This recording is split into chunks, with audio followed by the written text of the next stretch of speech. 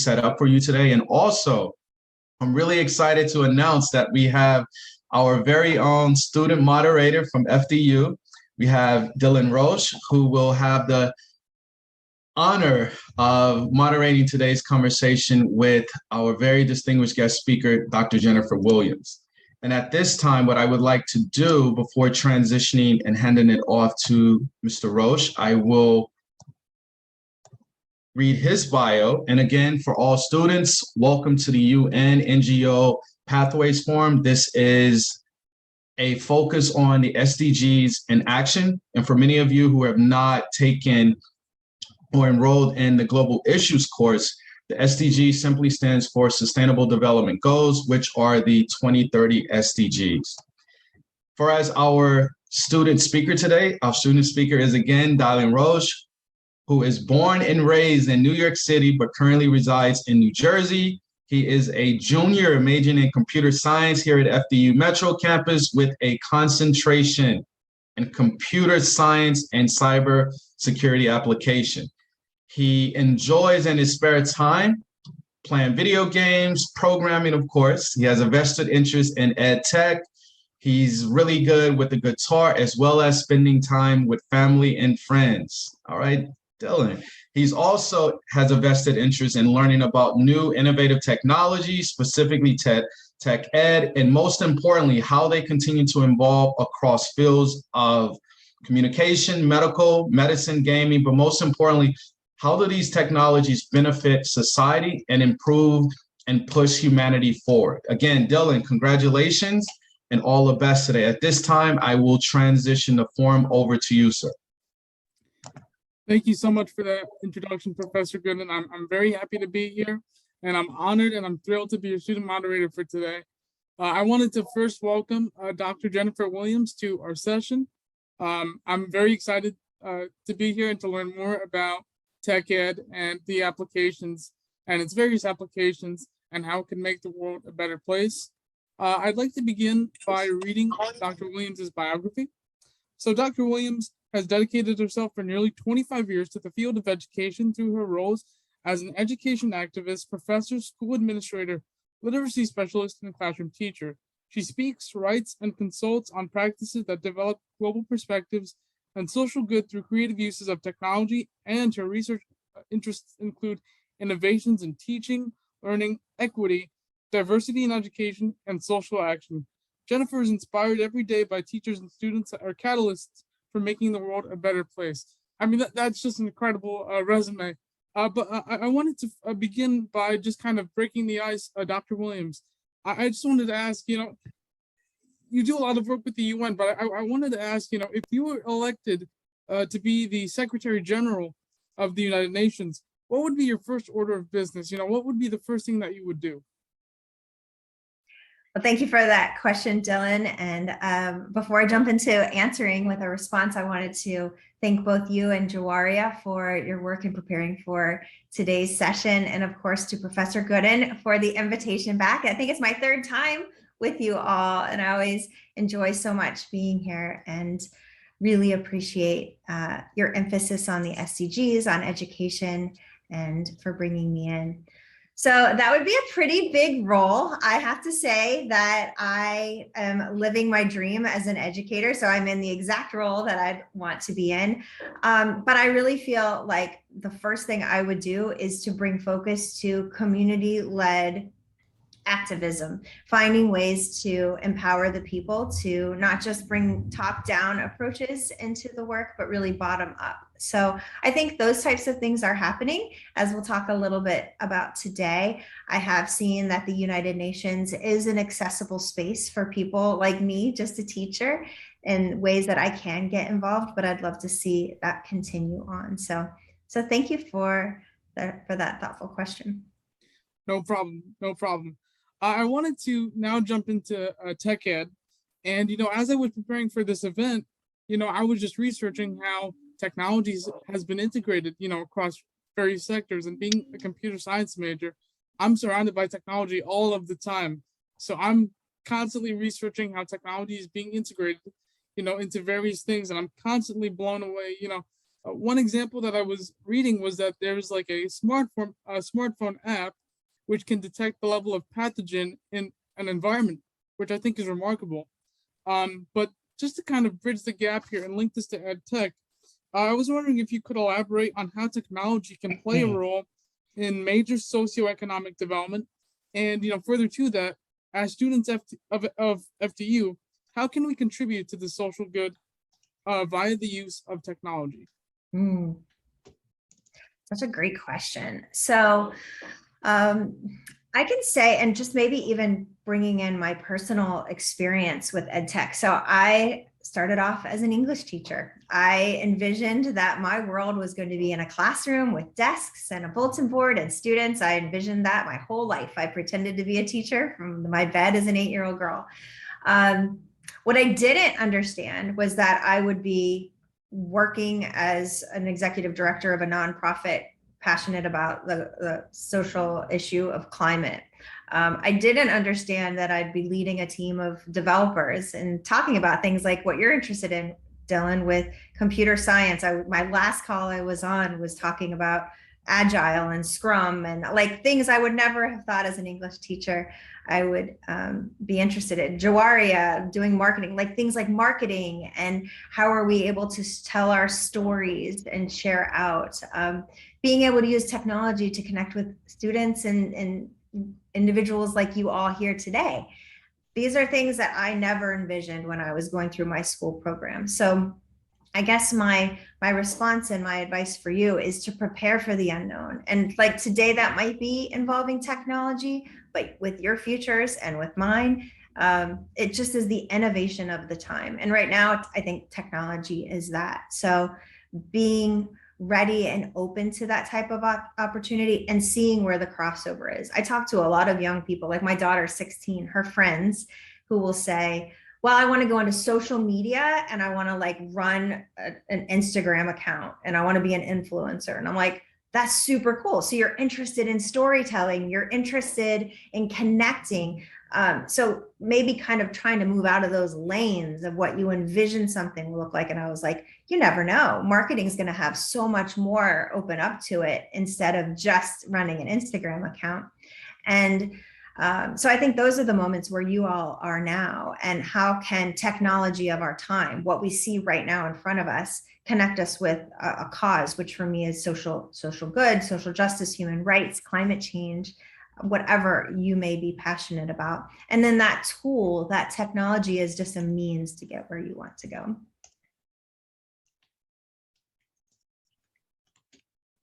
Got it. Thank you so much.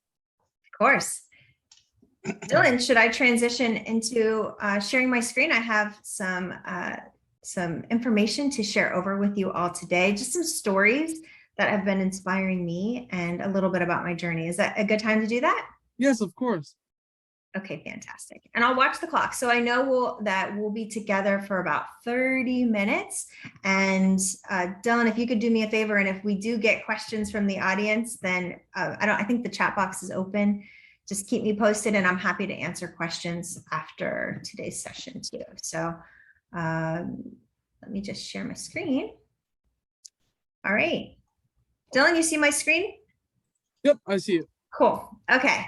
So thank you for the introduction. As Dylan mentioned, my name is Dr. Jennifer Williams. I am a professor. I am the co-founder, co-executive director of the Teach SDGs movement and also Take Action Global. Here you can see some ways that you can connect with me after today's session and some hashtags that I love using. If you're new to social media, I definitely would encourage you to test it out. I can say that since I got onto mainly Twitter is my social media platform of choice.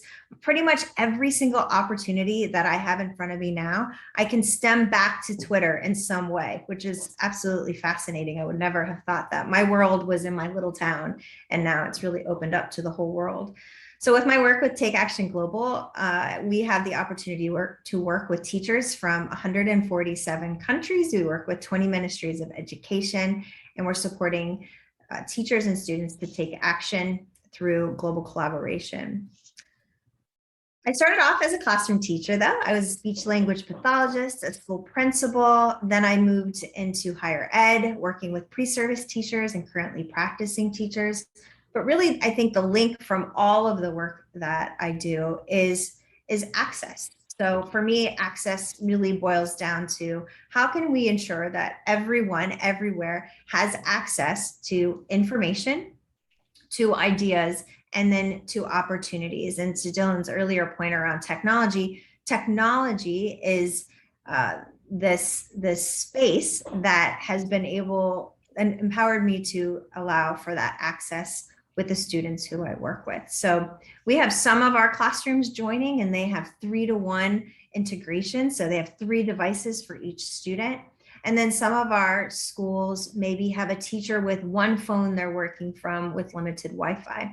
So we're trying to find ways to ensure equity across all of the work that we're doing, and hearing from our community, as I mentioned, and seeing what they want and what they need. With our topic today, and I heard that you all have been talking about what does education look like in this post-COVID world. And there is a new paper that has been released by UNESCO that I wanted to draw your attention to. And it's really been something that, for me, has been guiding a lot of the work that I'm doing. So this is Reimagining Our Futures Together, a new social contract for education. And I love that this emphasis on social and contract too.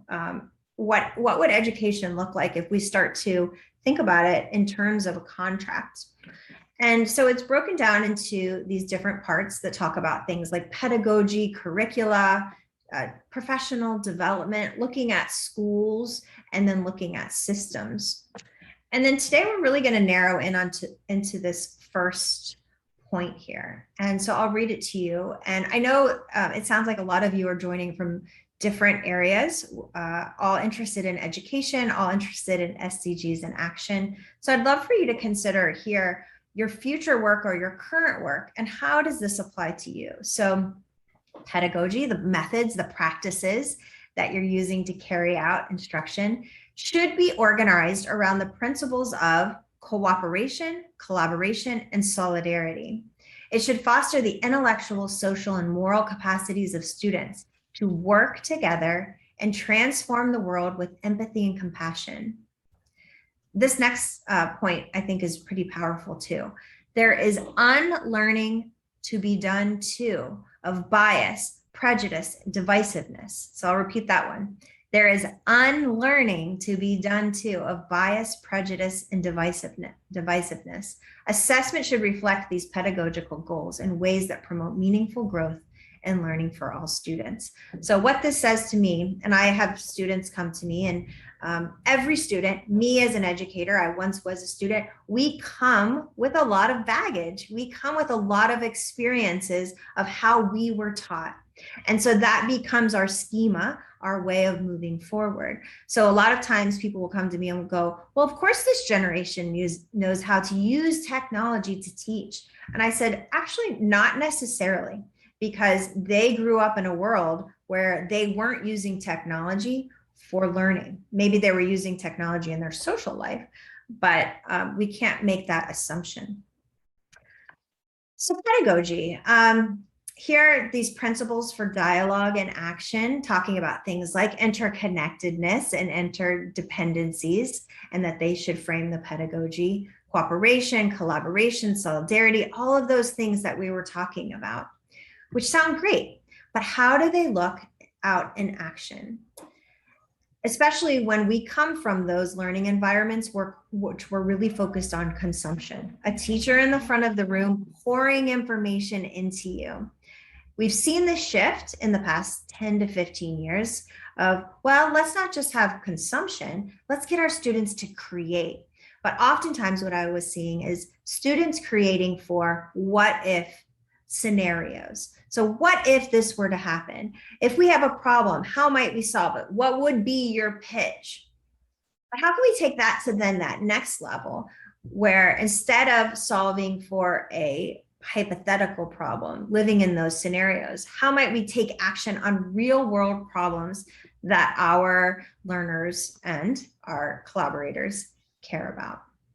So I'm going to share with you some examples of what that looks like in action today and how it all started for me. So I am probably like most of you here from the United States. I live in Florida. My experiences definitely shaped me. I come from the singular view, and I've really been trying really hard to work on recognizing that bias that I have and also the privilege that I have.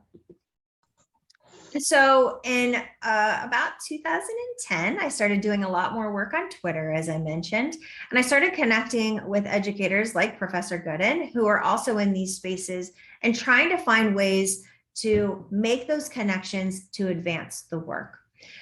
So one of the first educators I met was a professor in Kenya, and Lois has since become a really great friend of mine. But Lois had sent me a message, and at the time I was on the board of directors for the International Literacy Association.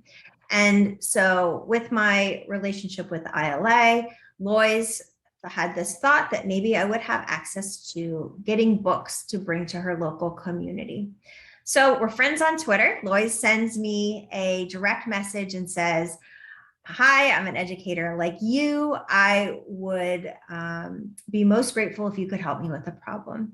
We have students in our local communities who don't have any resources. We need for them to get books. How can we get books in the hands of these young people?" And so probably if you're in education or if you've had any relationship with educators, we are a group who wants to respond to that call to action. And it's like, yes, we'll do anything we can to help you. I have since learned that it's very hard to get books to different parts of Africa, including Kenya. I'm not giving up. And so wanting to know more about Kenya and why the students there didn't have access to the information and resources that they needed, I asked Lois to send me a picture of the school. So I had this idea that school there probably looked like schools that I had visited or had worked in here in the United States. Schools that had walls and ceilings and tables and teachers in the front of the room. Maybe they didn't have the 2-to-1 devices that we had in my school or the reliable Wi-Fi connection, or maybe the teachers with really strong training. But I envisioned them looking pretty much the same. So I remember this photo that Lois had sent me, and I've seen so many since, but this was the first one. And my emotion when I saw this photo was really one of sadness. And so I saw everything without. I saw students without clothes, without shoes, without desks, without a building with floors and ceilings and walls. I saw a crooked or a blackboard propped up against a crooked tree with a chair that was empty without a teacher. Soon I realized that there was so much within this school that I had really worked when I was building my school here in Florida.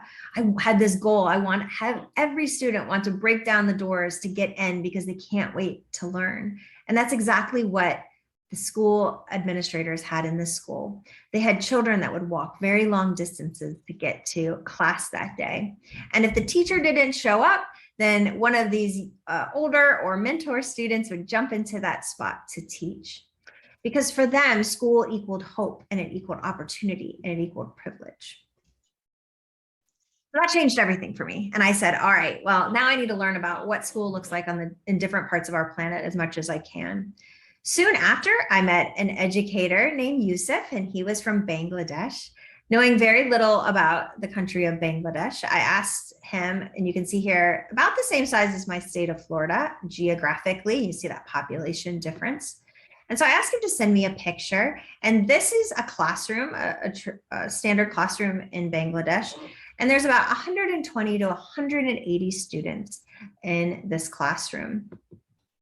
When we think about access to information, to ideas, to opportunities, these students, much like the students in Lois's school, they came to school because it for them equaled hope and privilege and opportunity.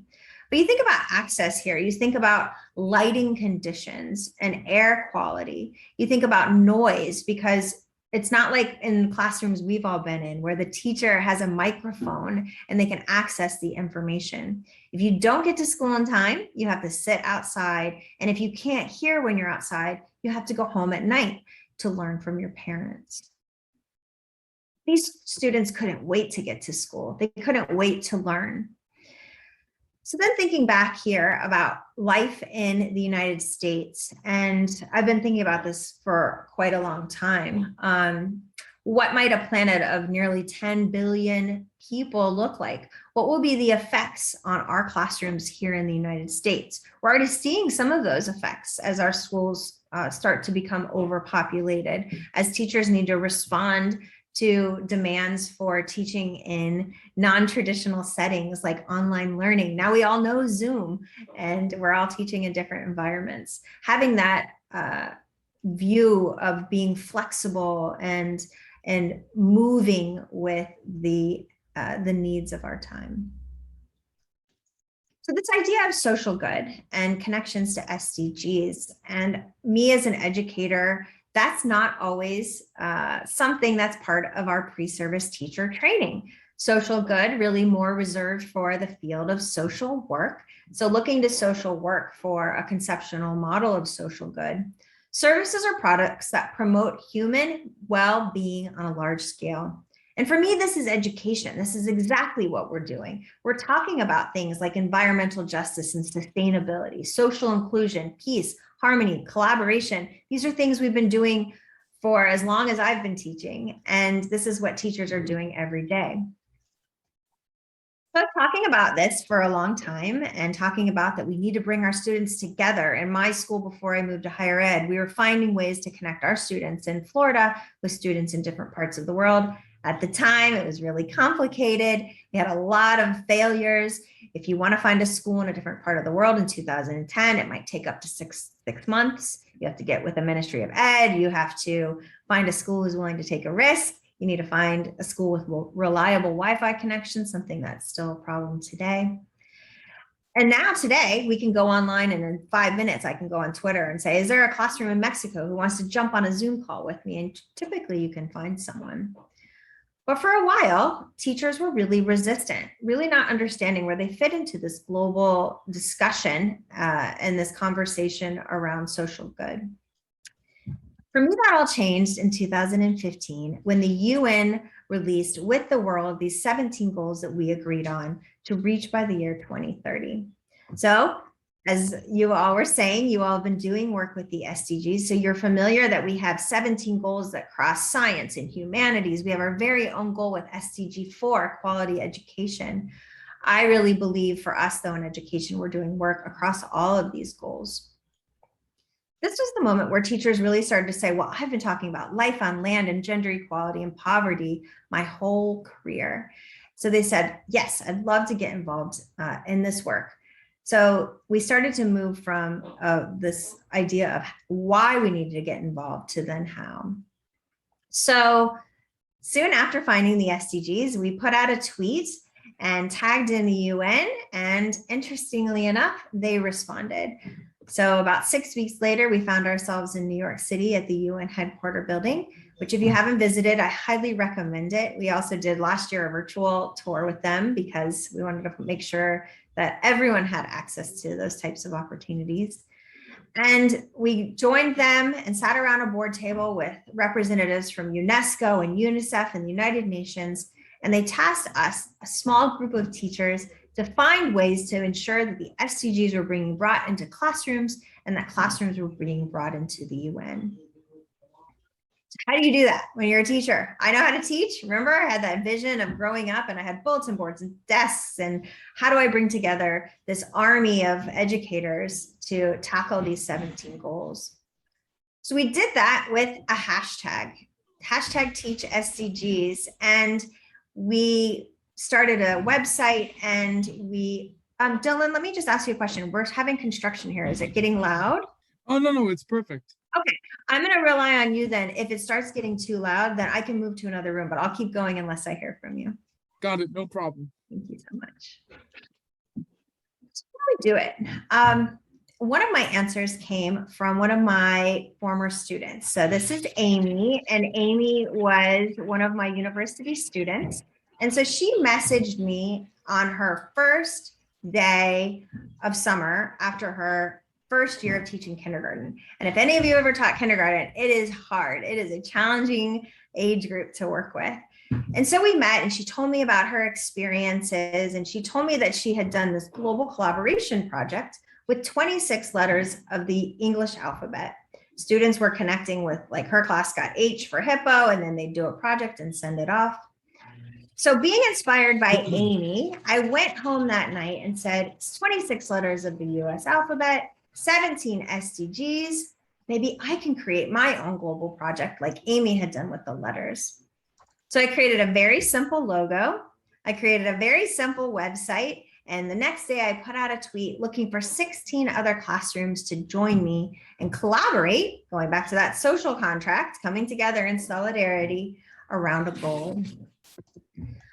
Well, that was in June. We launched in September that year in 2019. We had several thousand classrooms join with us. We actually are in our last week of our goals project for this year. We have 4,000 classrooms joining with us from all around the world. We talk about things like climate and poverty and gender. Right now, what I can tell you is I have groups with these teachers in WhatsApp. And we have a teacher from the Ukraine. We have a teacher from Moldova. They're reporting back to us in real time what's happening. They're manning refugee camps in their fields and their schools. And this is what humanity is. This is what it all is for us. We're able to report back to our students and continue to guide them through projects like this, where they're talking about things like packaging up their solutions and storytelling, having celebrations of learning. And so they're doing that with art and science. They're creating advocacy campaigns. This is our artwork from last year, where a young group of students created our official artwork for our project. So how does one person make a difference? And a lot of teachers will come to me, and even with education being this massive machine, and now we're approaching topics like climate change, which is a massive global issue, things like COVID that we all have a part in. If we can come together and all do our little parts, I really believe collectively we can make a difference. And this goes to my theory of change. So if you've ever done any theory of change work in your program, you might have seen some of these, this flow. If this is new for you, I'll kind of walk you through it. So I decided that I was doing a lot of work, as I kind of just described, and I wanted to unite it around something that I could understand, that it wasn't just one-offs. I wanted to have this theory of change. So my theory of change is, if we take global youth, that's my group, we take global youth and we move them through shared positive experiences like the one I just talked about, with use of technology and innovative teaching practices, access, then we may start to see changes in attitudes, changes in beliefs, and changes in behavior. Those changes ultimately could have sustainable effects in terms of solutions and actions as we have those active, engaged citizens. And you see that sphere of influence, it keeps going beyond this graphic. We'll talk about that in a little bit. So my theory of change, now, of course, your theory of change is going to look different depending on what you're looking to do. Dylan's talking about computer science. Maybe we have the same end goal, but we're going about it through a different process. Input, activities, outcomes, leading you to impact, which is, I think, a lot of our ultimate goal. You can see how that relates to my theory of change. So taking action, which we, it's easy to say, okay, let's take action on that. But this part of by design, you have to be intentional about that taking action. And when we think about education in a post-COVID world, and this idea of education for sustainable development, we're in a very interesting time. What I say is the most exciting time in education, because we get to design this. We get to have a say in what we want this education to look like. You all here, you all have a voice and can use that to shape this work. So a couple of themes that I've been seeing, first of all, is education for sustainable development is optimistic. So when I talk to people who are outside of education and we talk about youth activism, they'll tell me things like, well, I see mobs of young people standing in streets and using signs, which we do. We do see students marching. But I also see happy, joy, optimistic students who are taking action in their own unique ways. So not necessarily taking to the streets. So this first story is about a young man who came to me last year, and his name is Herman. And Herman was in Singapore. And he had come to us and said, I am a pre-engineering student. COVID has changed my plans. I was going to be heading off to university, but I'm not able to go. So now I'm in a gap year program. Is there anything I can do to join with your climate action project? So we have a climate action project. We have over 2.5 million students joining, and they take action for the planet through collaboration for 6 weeks in the fall. And so he had come to us in August, and I said, well, Herman, we'd love to have you, but we really have already developed our curricula. He was interested in research. We're like, we are committed to research and adding to the body of knowledge around climate change, but we're just a little late for that. He was like, well, if there's anything else I can do, I'd love to help. And I said, well, here are some things we're working on. Do you see any opportunities? And he said, well, you're doing this project, which is for people from around the world. You talk about access, but it's in one language. It's in English. He was like, I know German, I know Spanish. I'm happy to translate your curricula. And I can do it fast. He was like, I can do it in a couple weeks. And I was like, okay, that sounds like a good idea. So he like turned it over in a couple days. He was like, okay, I'm done. We got it, Spanish and German. And I was like, you know, fantastic. We can't thank you enough. Would you like to have an intern role with us and continue the relationship? And he was like, yeah, but here's the thing. We need to have many more languages, and I'm happy to lead that charge. And I was like, well, we don't have the capacity right now to lead that, but if you're interested, we also have teachers who speak many languages, and maybe they'd be willing to volunteer. So Herman, in a matter of weeks, led 16 educators to create a translated curriculum that could be used by classrooms from around the world. That's just one young man who was in a gap year program, saw an opportunity to help, used his skills and abilities to lead teachers, global teachers using technology. That's kind of hard. If you've ever done that, brought groups together using technology, it's not that easy to manage, but he pulled it off. So we go through the project, and Herman says, well, you know, I think that I need to get to South Africa. I need to leave Singapore, and I need to get South Africa because I have interest in doing research there. I want to find ways to interview the indigenous farmers and how they have adjusted to climate change, because I think that could be something interesting for the world. And we were like, wow, it's COVID. Do you know anyone in South Africa? He's like, nope. So he raised money, he found a way, and by January, he was in South Africa doing just that. This is what education for sustainable development looks like. This is what the generation of today is able to do, not waiting for teachers to catch up to them. They're moving forward, and they're moving forward fast. Herman landed just a few months ago. He's now in Denver studying in his engineering program and continuing to work with us. So education for sustainable development is optimistic, and I am optimistic with students like Herman. It's also collaborative. And so this is a story about a classroom in Florida, and they were growing this garden, and they had seen some great effects of the work they were doing as part of this club. They're 6th grade students.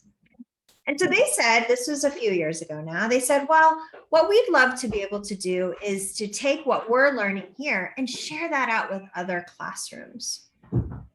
So they, at the time, this was before COVID and Zoom, they said, we're going to use technology to help us do that. They started creating tutorial videos. They started having video conference calls. You can see here, they divided into roles. And so they have harvester, script writer, photographer, table sign maker. They're using acronyms like PSA. I didn't know what a PSA was until I was like past college. and they were making it happen. They used a Google Forms for other classrooms to request for them to do a call, and then they started connecting. They connected with classrooms around the United States, and then they connected with classrooms around the world. And then a few months later, based on their work, they were awarded $30,000 with the Alexis Eco Challenge that they could then apply for further work in future years. Here was me meeting with one of the classrooms, and they were showing me around. I love this. This is how they started their conversation, holding up this sign. And what I just had a call with their teacher, Hope. And so I said, I remember that picture and that sign that one of your students held up. And I thought that was so smart, because you think about access. And she instructed me, she was like, take a screenshot so you can come find us. And I said, I remember that young lady. And she goes, oh, it's so interesting you remember her. She didn't speak English. And so her only line in the whole presentation was just hold up that sign and say, take a picture. But that gave her a job and gave her empowerment over that learning experience. So education for sustainable development is within reach. So a lot of times I'll have educators come to me, and it was like with the SDGs or social good, and they see a lot of the barriers, just like when I saw Loisa's classroom, and I saw a lot of without. But then I believe what we can start to see is a different way of approaching this work. So this last story I'm going to tell you about is a friend of mine in Belgium. And until I worked with my friend Neen in Belgium, I didn't realize there were refugees there. And of course, now with Ukraine, there's even more refugees flooding in. But we had been doing our global collaboration projects, and Neen couldn't join in because they were 6 weeks long, and students come in and out of her classroom so often that she was like, if I start with one group, they won't be able to finish by the time they leave. So I can't commit to 6 weeks. But last year we were doing a project that was 3 weeks long, and it was around plastics. And Neen was like, I think I can join in for this one. So none of her students spoke their language of the school, which was Dutch, and they were all coming from different locations. Most of them hadn't even heard of the word recycling. It was not able to be translated into their language. This was new for them. They had no idea about the effects of plastics, and they were totally in. So they're like, let's gather as much as we can. So they were gathering bottle tops. They were sorting them, and they're talking about math, and they're talking about vocabulary. And so you remember that continuum I shared with you: consume, create, take action. And so they started to create this initiative where they're gathering bottle caps to recycle. And then they had this idea and said, well, what if we take these bottle caps, our new assets, and we create something with them for a group in need? And for them, the group in need was their fellow refugee children. So living in the refugee camps, they didn't have any games. And they said, what if we take these bottle caps and we create games that we can give to them? And so look how creative. So you start to bring in creativity. I mean, how empowering is this? These games remind me of games that I used to buy for my own children. I mean, they're such high quality. They even made their own logo. They named it. And then they had a design challenge. Remember, 3 weeks. They were doing all this in 3 weeks. They were finding that glue that they were using, because it was old, they didn't have the most high quality resources, the glue wasn't holding up. So they were finding that they could use these clips, but they didn't have a lot of clips. So they asked their teacher to use technology to create a GoFundMe to help them raise money for the clips, which they did. It wasn't a big goal. You see here, €250. And then after they had their games, they boxed them up in these beautiful boxes, and they delivered them to the refugee camp. And this was last year. Look how beautiful those boxes are too. They really took pride in the work that they had done. So Neen told me that they were featured in the newsletter of the refugee camp, and that now this refugee camp is the most popular and sought after because the kids are telling their parents, that's the refugee camp I want to live in, because they have really great games. So all of these ideas of what education for sustainable development can be. And mainly it's all of us. So all of us, regardless of what career we're going into, we all can contribute to this work. We start to think about things of lifelong learning and lifelong contribution, and every person has something to give back, which is a little bit counterintuitive when you start to think about things like social good, which has been traditionally a very problem solution oriented discussion. I have a problem, let me find a way to solve it. Which for me never felt really right, because I thought, well, problem solution, I work in a space where we can identify a problem, we have the resources to solve it, and we find a way to do that. But then I also work with a lot of classrooms where they have problems for days, but they don't have those resources, this very privileged Western way of thinking, where, well, I can identify the problem, but to have a solution, I'm going to need all of these things. So easy to give up. So switching from problem solution, this needs-based focus on deficiencies, where we have people as consumers, remember back into traditional education, I'm going to consume information, to this asset-based approach. So asset-based community development, A, B, C, D. And A, B, C, D really comes more from systems level work. So like development of a city or a community. But this makes sense to me because we think of focus on effectiveness, focus on what's actually working, not just the problems. You look at people as the producers, not we're going to come in and save you because we're going to give you the resources you need. It's actually, what do you have that's working and how can we move forward with that? Community members, we moved too fast. Community members are empowered to participate and they are valued. Here, everyone has a gift, everyone has something to contribute, and everyone cares about something, and that passion is motivation to act. I really care about that third point there. So my theory of change, and I've given you a couple ideas of how SDGs have really supported my theory of change, how technology and how being creative and curious and malleable has supported that with the groups I've worked with. But I didn't really go into what happens here at the end. So I wanted to leave us with this sphere of influence. And I definitely have an understanding that the people who we come in contact with today, I get to meet with all of you all, who will then go out to meet with many other people who I will never talk to. The students in my classrooms who then have families, and then they go on. And we see this continuum across time, across location, and across people. So when people ask me, how can one person make a difference when we're approaching things as big as education and COVID and climate, I really do believe with that sphere of influence, one little thing can make a world of difference. So I applaud you all for joining today on your lunch break and having an interest in things like the SDGs and education. And I'd love to stay in touch. You can find me here on my website, across social media. I'm Jen Williams. And with my hashtags, I know my construction's probably getting loud. Perfect timing. So Dylan, I'm gonna put it on mute and turn it back over to you. Thank you so much, Dr. Williams. That was fantastic. I wanted to just jump in here, and I wanted to ask, because COVID has become such a big part of our lives now, it's basically become ingrained into everything that we do. I wanted to talk about how, when the pandemic initially started in 2020, everything shifted to a virtual mode, including education.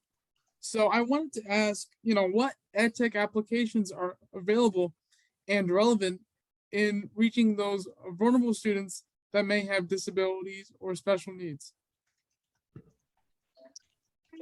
So my background is in special education. I was a speech language pathologist. So I always approach learning for all children in terms of communication. So I think, if there's a behavior problem, it's a communication problem for me. If there's a challenge, it's a communication challenge. So I do a lot with EdTech tools that support communication and making ideas visible, and how can we connect in a way that makes sense depending on the modality for our students. So I definitely appreciate this question. When it comes to tools though, I kind of, I maybe would challenge anyone who presents the question that you posed to kind of maybe reframe it.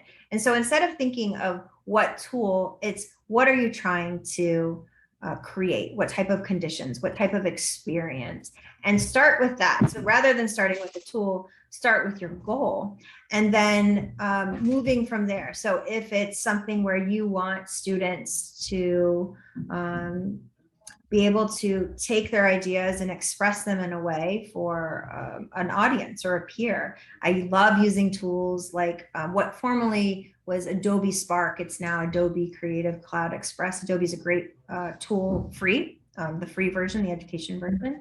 I love using Nearpod. I think there's some great things that you can do with Nearpod. I love Padlet. I love Google, like Google Forms, Google Sheets, Google websites. Those are all great for me. But just like, so as an English teacher, when I would work with populations and building content for English language learners, any good tool for an English language learner should be a good tool for anyone. So back to that idea of access, I would be hesitant to use a tool that might be good for general population, but not good for our students with learning challenges. So I would start with them actually and say, let's find something that works for them, just much like we have our own school in the Kakuma refugee camp. So kind of back to Loy's. And so we make sure that's like our innovation lab. We make sure everything works for them there. And then we think, okay, with little resources, but a lot of like grit and perseverance that they have there, then if it works there, then we can anticipate what's going to happen if we start to scale it out. So I also love, there's a tool, Flipgrid, I think is a great tool. I think there's a lot of tools out there, but I try to not get too tool specific and really mainly focus on the interaction and the experience, which can just be a conversation. Like that's the best lesson I would ever build in my classroom is we had work plans. And so I'd put on their work plan, have a conversation. And they're like, what do you mean have a conversation? Go out and have a back and forth dialogue and report back. Those types of explicit and intentional experiences, I think, can go a long way. Got it. Thank you so much. Now, Sure thing. At this time, I would like to just open it up to the audience to ask a maximum of 3 questions because we're short on time. But I believe Jawaria had a question that she would like to ask you, Dr. Williams. Thank you. I just wanted to add something what Dr. Williams said, that being an international student, I'm also, that you showed the picture of Bangladesh, and I'm from actually Pakistan. So I have a same background. I experienced those things. So this is not only limited to the picture. Let me tell you the reality. This is actually happening in other part of the world. I've seen it, I have experienced it, and I also work with these kind of kids. So if you, I can help you out to understand this. If you wanted to understand how important this program is, just try to come out of your comfort zone and try to picture yourself in that environment. And then it becomes easy for you to understand how important this program actually is. Because I can relate with that. I work with those kids. I work to building up their schools and providing them facilities and resources to educate themselves. And let me tell you one thing which surprises you, because we are privileged students and we are from a good background. So our vision and our way of thinking, we only think from only one direction. But those kids, their exposure is far more than us. So they are way more smarter and intelligent, but the sad reality is that they just lack resources. They are unlucky somehow, and I must say that Dr. William, you are working for a great cause. I can totally relate with that.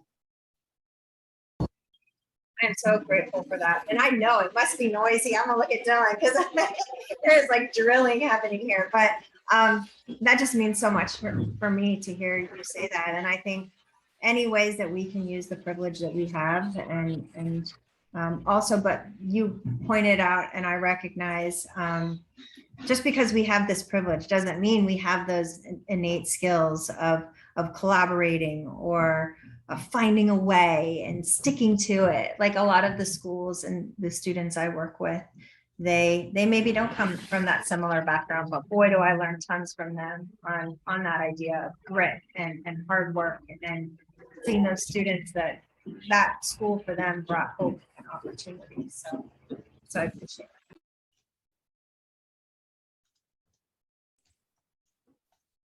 it. Dr. Williams, I think Sabrina said in the chat that she used to use Nearpod and Padlet in high school, and that her school taught by various types.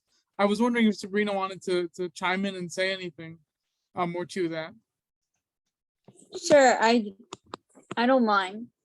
So I went to Mary Helper Christian's Academy, which is an all-girls school in North Haldane. They taught by learning types. They did Nearpod, Padlet, Kahoots often. Like it depended on the class, like which platforms we'll use. I love to hear that. I was one of the first 10 educators to use Nearpod. Like I've grown with that tool and it's really robust now. Something I would encourage you all in terms of technology and different tools, and I talked to my own daughter about this. If you have ideas, and maybe Professor Gooden will back me up on this, if you have good ideas for tools, bring them to your professors. Say, I have this new tool that I've been using. I'm interested in learning more. Do you want to learn with me? Because our professors need to have those new tools in front of them. And I think you all as a learning network can help support that. I like constantly, my social network on Twitter is where I learn everything. So I would encourage you to get in the habit of sharing and being vulnerable. Oh yeah, another thing too, my school was a trade school as well. There's a lot Very cool. hands-on. That's wonderful to hear. Got it. Thank you, Sabrina. Now, I think we have time for just one more question. So if anybody wants to type a question in the chat, we'll do our best and try to get that question answered. And Dylan, if I may, I'm sure the question will cross my inbox here soon.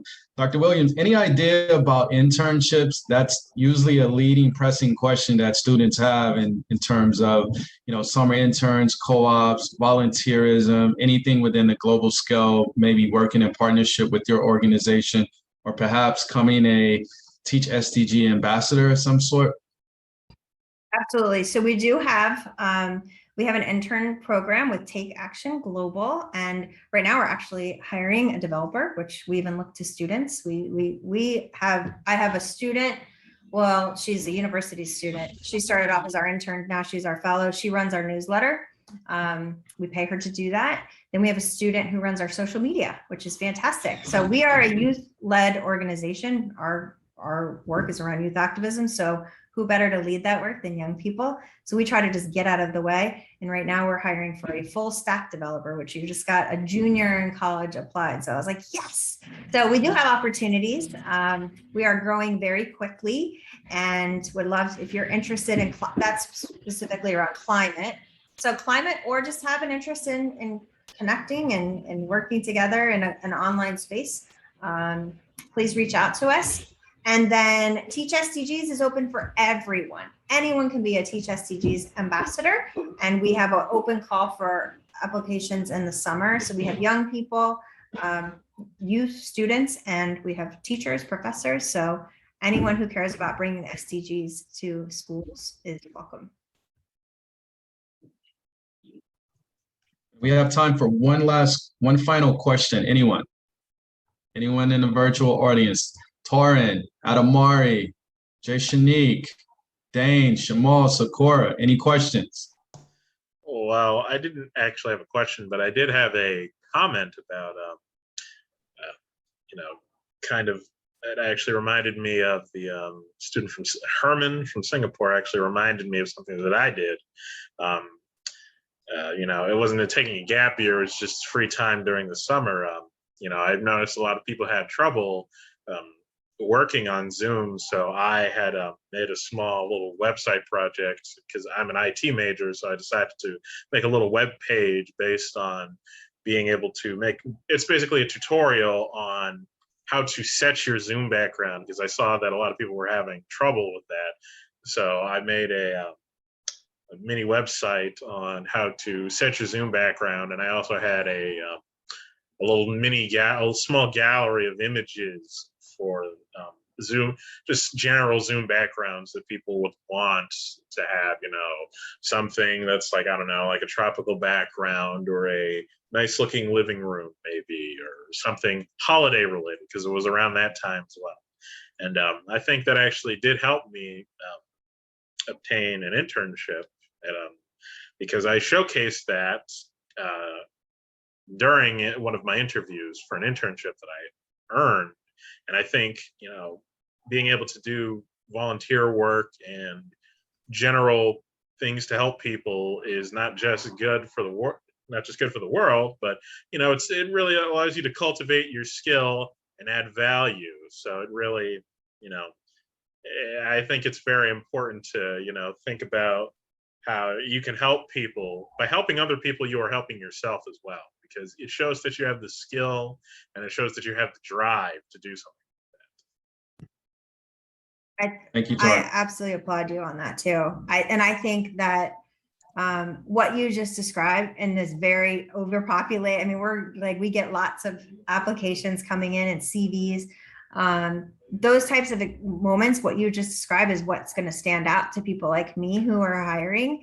And because I can find people who have like IT skills for days, but for someone that I would like to work with and someone who has a heart and has creative ideas and just willing to take that risk and put yourself out there and is a creator, like as you spoke, I'm like, oh yeah, you're a creator. Like that's what we need in this world. So that's fantastic. And I would encourage you to keep going with that. That's great. Thank you.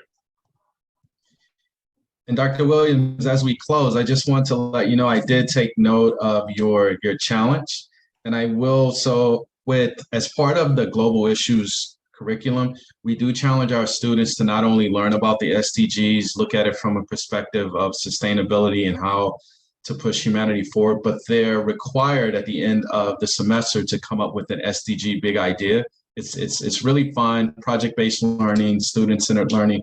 But what I may do, I may take your advice and hopefully pitch to my boss that instead of doing it on the back end, perhaps offering it at the midterm, right? And then over the course of that last 6 weeks to offer a part 2 for the ending part. So I did receive that as well.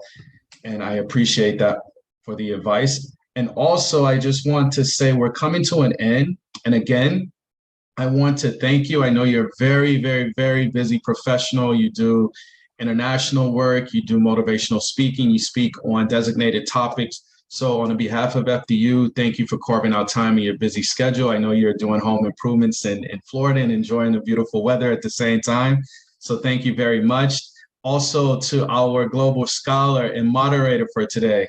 He was very, very nervous, Dr. Williams. He sent me a million emails. No way. I would never. Listen, tons of research. So, I love that. Dylan, we salute you and congrats, and thank you for moderating this conversation today. We really appreciate it.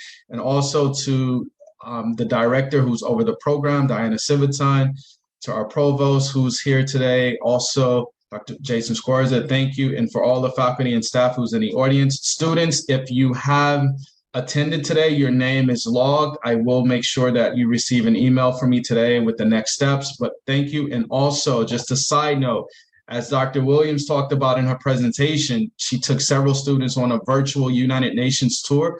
We're also offering a tour today at 3 o'clock. So if you have any questions, please send me an email.